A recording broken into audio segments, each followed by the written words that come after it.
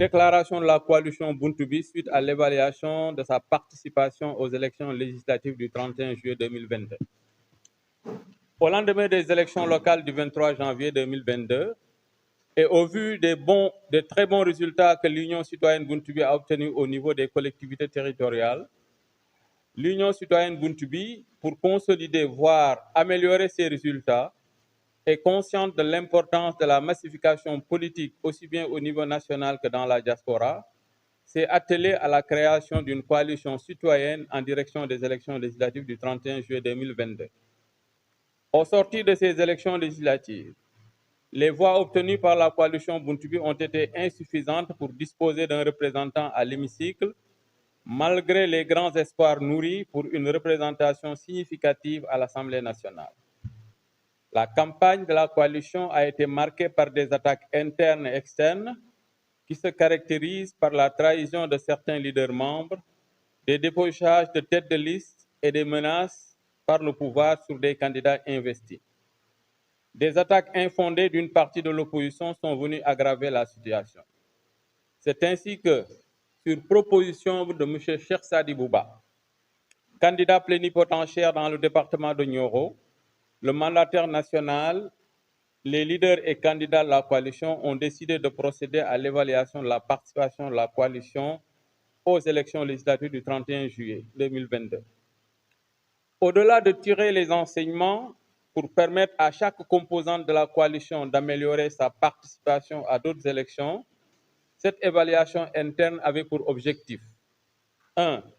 D'éclairer l'opinion nationale et internationale sur les problèmes qui ont émaillé notre campagne électorale, notamment les accusations et allégations en direction du mandataire national de la coalition concernant une audience et des fonds reçus du président de la République.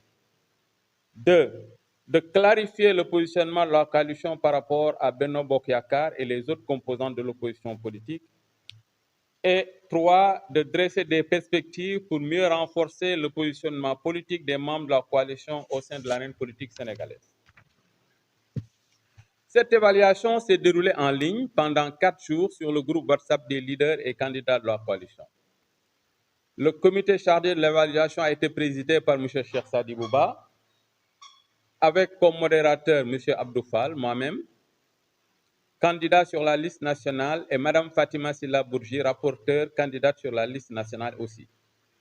Tous les leaders et membres qui sont restés fidèles à la coalition Buntubi ont été les personnes ressources principales de cette évaluation. Les autres membres démissionnaires ou sortis de leur propre gré dans nos plateformes ont été consultés dans le cadre de cette évaluation. Les discussions ont porté sur tout le processus électoral. Le parrainage, les investitures, l'après-campagne, la campagne et le déroulement du vote. Nous allons vous présenter la synthèse des résultats. Nous vous remettrons le rapport d'évaluation qui va plus en détail. De la constitution de la coalition, elle s'est faite sur la base d'une charte qui engageait les partis politiques et mouvements citoyens membres à participer de manière solidaire au financement de la campagne et à la mutualisation des ressources humaines et matérielles. Cependant, la plupart des leaders n'ont pas respecté la charte malgré leur engagement ferme à apporter leur soutien financier pour la campagne électorale. La caution de 15 millions a été versée par le président de l'Union citoyenne Buntubi, mandataire national, sur ses propres fonds au mois de février 2022. Durant la collecte des parrainages, certains mouvements ou partis politiques sont venus rejoindre la coalition. Des négociations ont été entamées avec le parti Bokk Gis Gis, dont le leader avait proposé un appui financier important, à peu près 215 millions, la mise à disposition de son siège, l'apport de ses parrainages. Mais les négociations avec ce parti n'ont pas abouti finalement à quelques jours du dépôt des parrainages à la DGE. Cependant, la coalition a quand même pu déposer dans les délais et en bonne et due forme son dossier de parrainage. Sur les investitures, des négligences du secrétariat.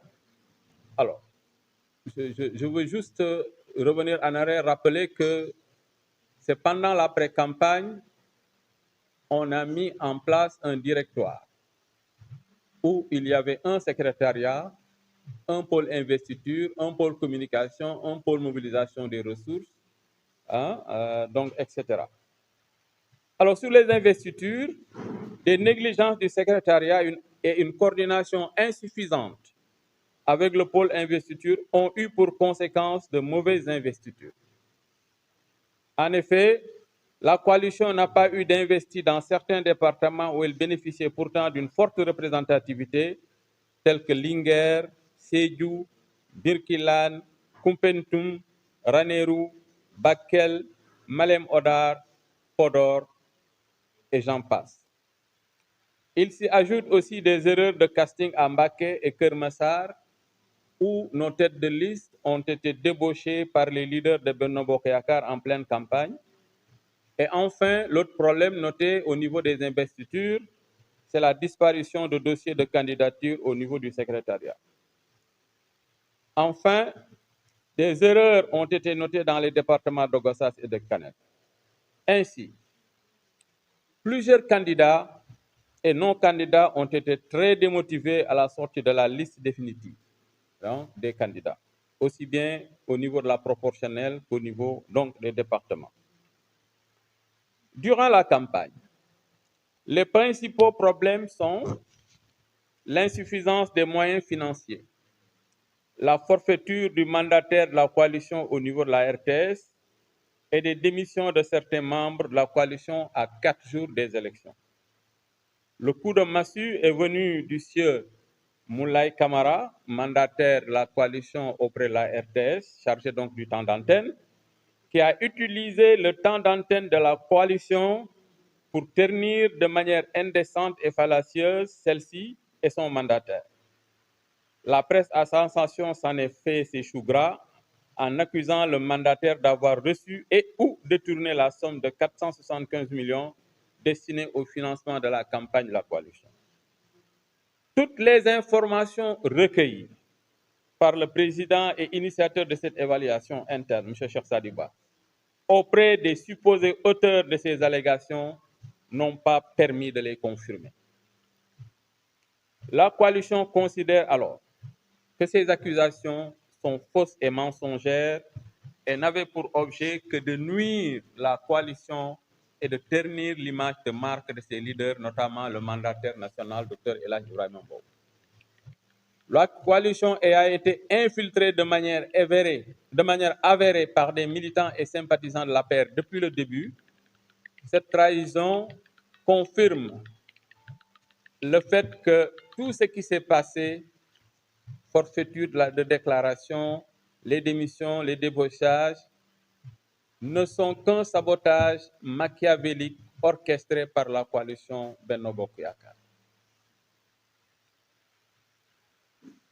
En perspective, donc au sortir de ces élections législatives dont les résultats obtenus par la coalition Buntu Bi sont en deçà de ses potentialités politiques et sociales, les membres de la dite coalition remercient tous les Sénégalais qui l'ont soutenue et ont voté pour elle.